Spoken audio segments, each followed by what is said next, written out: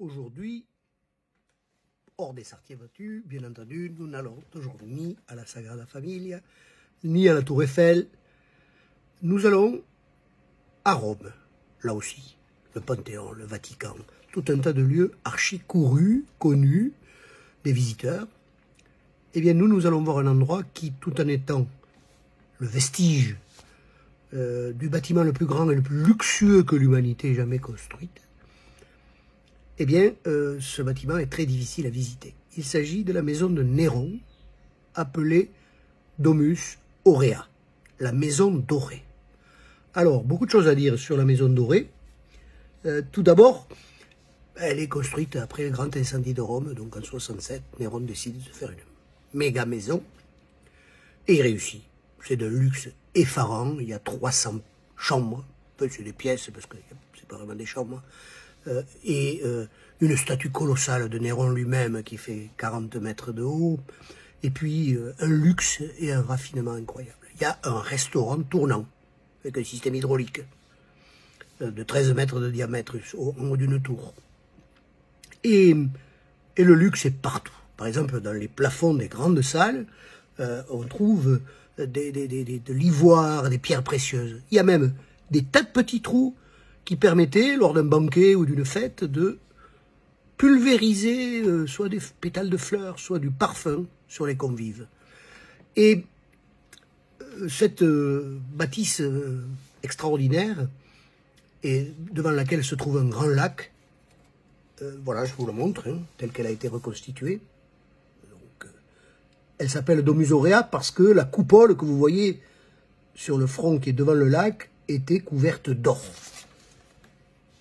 Les salles étaient voûtées et la voûte était très élevée.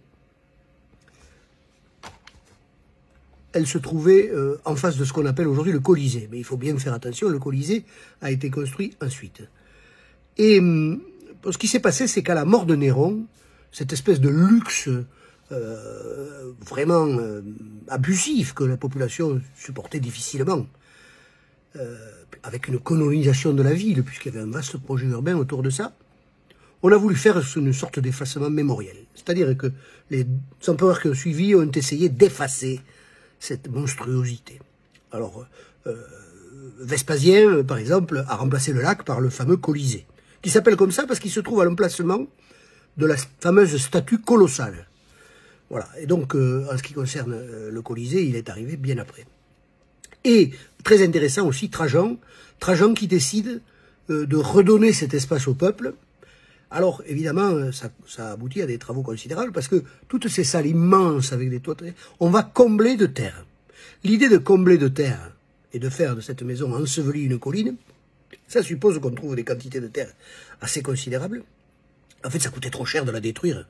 Par contre, combler de terre, ma foi, je suppose que ça n'a pas été si facile que ça, et de faire par-dessus, alors d'une part un parc, c'est-à-dire un lieu d'accès public pour les citoyens romains, et également des thermes publics, parce que les Romains étaient friands de terres publiques et que ça coûtait cher d'aller aux thermes. Hein. Donc là aussi, c'est une mesure pour redonner l'espace urbain au peuple. Voilà. Et donc du coup, la Domus Aurea se trouve ensevelie. Et on attend un peu plus de 1400 ans. Et puis, elle se trouve sur une colline. Là, voilà, en fait, elle se trouve sur une colline, c'est-à-dire que la Domus Aurea, elle se trouve, là vous avez le Colisée, hein, le Colisée qui est là, et puis la Domus Aurea elle est sur une colline qui est une avancée de l'Esquilin, qui s'appelle la colline Oppio, et un bonhomme, un jour, vers le 15e siècle, tombe dans un trou. Et il dit, j'ai vu des choses extraordinaires, et certains peintres sont au courant. On descend avec des luminaires et on dégage un espace d'un mètre, 1,50 m entre le toit des grandes salles de la Domus Aurea. Et là, à plat ventre, sans savoir qu'on est à 15 mètres de hauteur, puisque le reste c'est de la terre ensevelie, les grands peintres, c'est-à-dire Ghirlandaio, Michel-Ange, Raphaël, découvrent des motifs extraordinaires qu'ils ne connaissaient pas. Et, vous voyez, je vous montre, la salle, le plafond est à 15 mètres de haut. Mais une fois comblé, puisqu'il y a encore beaucoup de salles qui sont comblées, Eux, quand ils sont arrivés avec leur petite lanterne, ils sont mis à plat ventre et ils ont découvert à 1 mètre au-dessus d'eux les fameux motifs. Alors, ces jolis motifs romains, que l'on retrouve, des petites guirlandes, des motifs végétaux, que l'on retrouve dans les fameuses stances di Raphaël, mais qu'on va retrouver dans le style européen du 15e au 18e siècle. Hein. On les appelle des grotesques. On les appelle des grotesques parce que ces motifs ont été découverts dans les grottes. Et puis, faisons passer le temps, mais vous voyez que la Domus Aurea, elle a joué un rôle énorme à travers cette redécouverte artistique. Et puis, au 19e siècle, unité italienne, Rome devient la capitale, et c'est une belle ville, et vous le savez, on plante des grands pins maritimes un peu partout. On plante des pins sur la colline de l'Oppio, qui est donc la colline au-dessus de la Domus Aurea. Et puis, c'est là que commence un petit peu quelque chose qui met en péril ces vestiges, c'est que les racines des pins commencent à perforer et faire craqueler les voûtes de tout ce monde enseveli. Et bon, les travaux vont durer dans les années 60, 70, 80. Il va y avoir plus de 20 ans de travaux. Et puis, en 99, on décide de l'ouvrir. D'ouvrir les quelques salles, parce qu'il y en a 300, dont on a pu sortir la terre, faire réapparaître les fresques, etc. Et puis, quelques années après, on a des effondrements de plafond, parce que là-haut, évidemment, les racines qui ont perforé les coques des voûtes laissent pénétrer de l'eau, et ça fait éclater les plafonds. Donc on ferme de nouveau pendant 6 ans. Puis on ouvre quelques années, et en 2010, il y a un des plafonds qui s'effondre de nouveau. On ferme pendant 5 ans. Alors, vous voyez, c'est un chantier permanent, une chose qui mettra des décennies à être récupérée.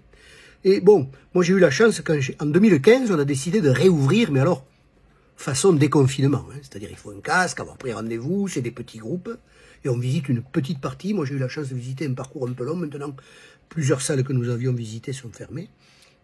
Mais par contre, ce que j'ai pas vu, c'est la visite virtuelle qui probablement donne une idée meilleure que ce que nous avons vu avec les récits des guides.